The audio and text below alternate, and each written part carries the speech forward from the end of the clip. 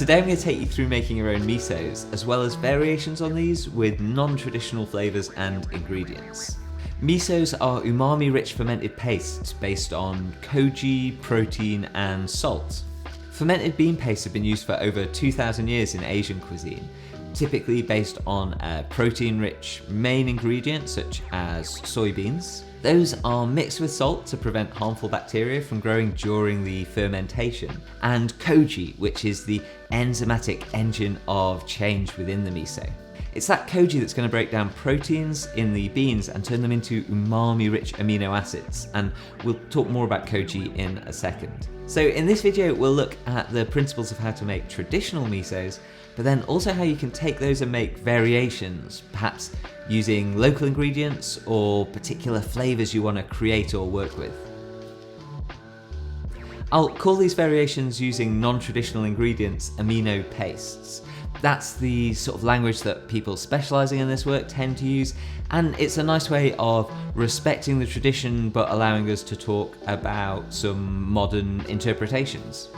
So let's start off by going through the key factors that go into making a miso or amino paste, and those are a protein-rich ingredient, koji, salt and thyme. Controlling these variables is what determines the flavour and success of your finished product. I'll quickly talk about each of these factors now and how they interact, as well as how we can decide on a ratio of these and design a miso that gives you the outcome that you want. And then we'll go through the process of making that miso in detail. So first off, let's talk about koji. Koji is a rice that's inoculated with a specific fungus, Aspergillus oryzae. And I would recommend making your own koji, but you can buy dried koji online, so I'll also tell you how you can adapt and use that in these recipes. I've done a whole video about koji, what it is and how to make it, and I think if you're really interested in getting into making your own misos, I'd recommend maybe after this going and giving that a look to just learn a little bit more about this really fascinating ingredient. So koji produces these enzymes, protease, which breaks down proteins into umami-rich amino acids, and amylase, which breaks down carbohydrates into sweeter, simple sugars. It's these enzymes that are important when we're making miso. They're going to break our main ingredient down and make an umami-rich paste with deep, savoury flavours. So next let's go on to talk about our main ingredient, and often that would be a protein-rich bean, but as you'll see when we talk about less traditional amino paste later on, it doesn't have to be. Our main ingredient might need some preparation. With something like dried beans, they need to be soaked and then cooked so they're properly prepared to be edible. But it's important not to overcook the protein or to cook it in a way that absorbs too much moisture. We need to manage the water content of the overall miso, so proteins which are cooked but haven't absorbed too much moisture are what we're after. For this reason, I would generally steam beans if that's what I'm using. So with something like soybeans, I'd soak them overnight and then steam them for 90 minutes. Next, salt is critical to the fermentation of miso.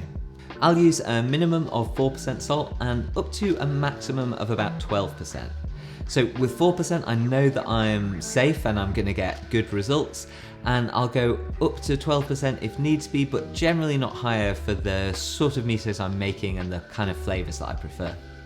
Salt controls the bacteria populations and promotes the growth of the types of bacteria that we want, preventing spoilage and allowing the enzymes to have the time to break down our main ingredients and produce the delicious flavours that we want to develop. You want to use a natural salt, not one that's too refined or treated with chemicals. And the last of these key factors is the time and fermentation itself. The time can be long or short, and you can design your miso recipe to suit this and the outcome that you want. So generally I do shorter fermented misos of up to about 3 months, but obviously you can do longer fermented misos that'll give you a darker, saltier finished product. With a shorter fermentation, you're using less salt, so you have more microbe activity and you get more of those fermented flavours in your miso. Those microbe populations change over the course of the fermentation as the miso itself changes and develops. But what keeps that microbe activity stable is the salt level and the type of environment that we've created for our miso to develop in. Because of this, longer fermented misos have a higher salt content to control the microbes over a longer period of time, and over that longer period of time you get the development of Maillard reactions that give you these kind of roasted, toasted, kind of caramelized, deep flavors in the miso. So depending whether you want to make a shorter fermented lighter miso or a longer fermented darker miso, I can give you some ratios here to guide you, and then I'll take you through the process of how we prepare them. So as a basic guide for a shorter fermented miso of 1 to 3 months, you're going to want 500 grams of koji, 500 grams of your protein, and then 40 to 60 grams of salt, which is 4 to 6% of the weight of the other ingredients. And then for a longer fermented, darker, saltier miso that's going to ferment for 6 months or longer, you'd want about 500 grams of koji to a kilo of your main protein, and then 180 to 210 grams of salt, which is 12 to 14% salt of the total weight of the koji and protein. So for our process of making the miso itself, we need to start off with our koji. If you're using fresh, then you can see my video all about koji and learn how to prepare it there. Or if you're using dried, you just need to rehydrate that in a little water for about 30 minutes before it's ready to use.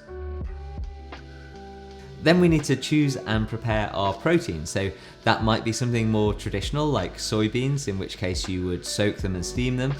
Or you might want to use something less traditional like split peas, or even things like smoked mushrooms, leftover bread, pumpkin seeds, masa, spirulina. So next we need to prepare our main ingredient for the fermentation and break it down a little bit into a sort of more manageable state. So you might do that by pulsing it in a blender, or you might be able to just sort of mash it or break it down a little bit by hand. Like, you don't want it to turn into a sort of mushy puree. It still needs to have a little bit of texture and either be kind of crushed or slightly mealy in its texture. We need to do the same thing with the koji, just breaking it down into a more manageable size. Next, we're going to combine our ingredients according to our chosen ratio. If you want to check these for reference, then they, along with an example recipe, will be down in the video description. So we combine our koji, our main ingredient, and our salt and mix them together. And we're looking for something with a texture that's not dissimilar to mashed potato.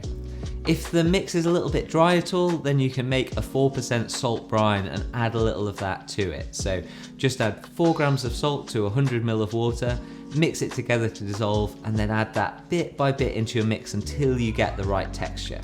When you make a ball of the miso, it should hold itself together nicely, but it shouldn't be releasing liquid when it's squeezed. And so now we're going to prepare that miso to ferment.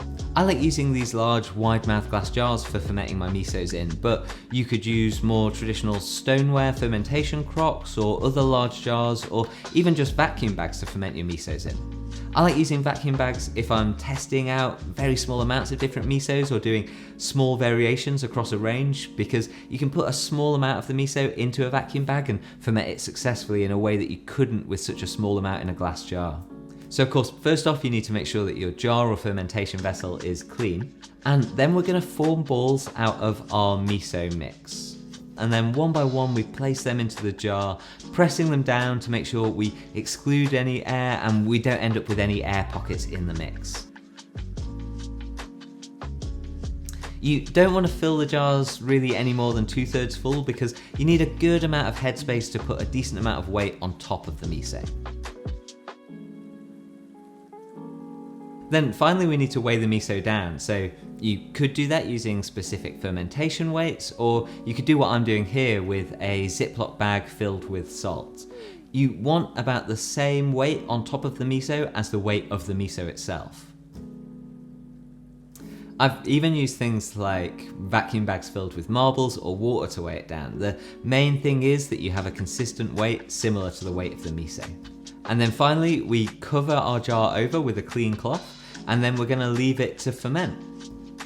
For your light misos, as we discussed, you're probably aging them for 1 to 3 months, and then for darker misos, you're going for that more 6 months and upwards with more salt. You can taste the misos bit by bit if you want, just making sure to always carefully recover them. And then I'm not really going to focus on the uses for miso in this video, because we'll have other videos where we can get a bit more creative about that. In the meantime, if you're really interested in this subject, there is some other reading I would recommend. The 3 books that I would recommend to start with are Sandor Katz's hugely loved classic, The Art of Fermentation, Koji Alchemy, a really specialised book on Koji-based fermentations with lots of interesting variations on things like amino pastes and other Koji applications. And then the Noma Guide to Fermentation, which gives really great, easy to follow instructions for different fermentation methods, including Koji and misos. So if you've enjoyed this video, I'd recommend probably having a look at my Koji video, but also maybe some of my other technique-based videos on things like how to make your own gin, temper chocolate, how to make fresh masa for corn tortillas. I've covered quite a range of different things, so have a little look around, and thank you so much for watching the video. I'll see you soon.